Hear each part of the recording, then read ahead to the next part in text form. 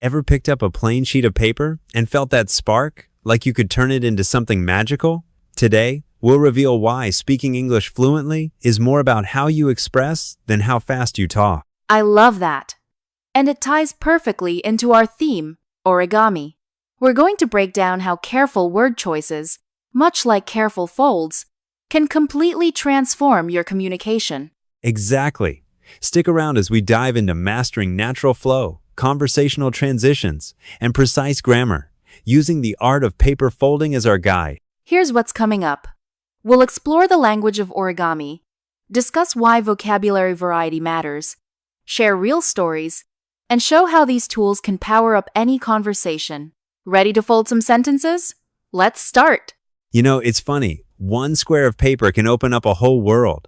That's the magic of origami. What's wild is, even the word itself comes from Japanese. Oru means to fold, and kami means paper. That tiny bit of etymology kind of makes folding feel more intentional, doesn't it? And when you're explaining a process like this, you end up using loads of prepositions, like along a crease, toward the center, or underneath a flap. Right, and those prepositions do more than just tell you where to fold. They make your instructions so much clearer. It's almost like giving directions on a map. Each word really matters. And once you start noticing those details, you realize how much they show up in daily conversation too. Little words, big difference. That brings me back to the first time I tried making a paper crane. I had this mess of paper, and my brother just looked at it and asked if it got into a fight with a lawnmower. That's hilarious. But honestly, those moments teach you so much. When your crane looks like it's melting, it's usually because you missed a precise fold or didn't press firmly enough. Totally. I realized then that being deliberate, moving my fingers just so, made everything line up.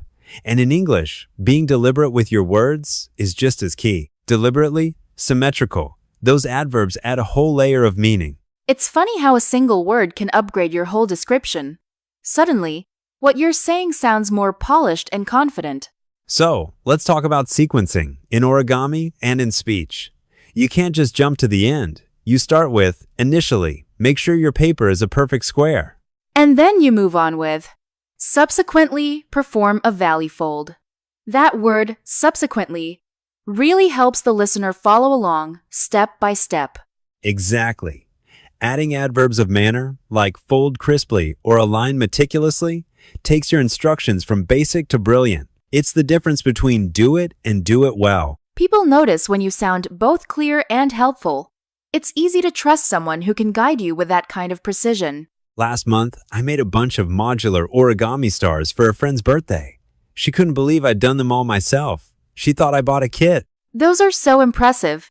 And it's amazing how teaching someone, even just describing the steps, pushes you to choose your words so carefully. It's almost meditative, like you said. Teaching really does force you to break things down. Each instruction, crease sharply, tuck the corner, makes you realize how much vocabulary matters when you want to be understood. And the more you practice this, the more natural it feels. Whether it's folding paper or folding words into sentences, it's all about rhythm and clarity. Here's something that always gets me.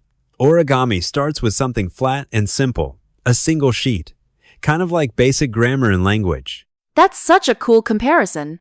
Step by step, you add layers, careful folds, new shapes, just like adding more complex grammar and style to your English. And just as a sharp crease makes a stronger finished piece, a precise sentence makes your ideas stand out. It's all about building up, not rushing through. Plus, both take a bit of patience. But once you get the hang of it, you start to appreciate how each move, paper, or words makes something beautiful. Let's wrap up. First, precision with words, like careful folds, makes your speech clearer. Second, sequencing markers help listeners follow your ideas step by step. Third, adverbs and prepositions give your communication real polish. And for a practical step, try describing a simple hobby, like origami, out loud, using those exact transitions and vivid language. It's great practice and builds confidence fast. We'd love to hear what you're working on, so comment with the next topic you want to tackle in conversation. Thanks for folding ideas with us today. Keep practicing, keep experimenting, and see how your language skills transform.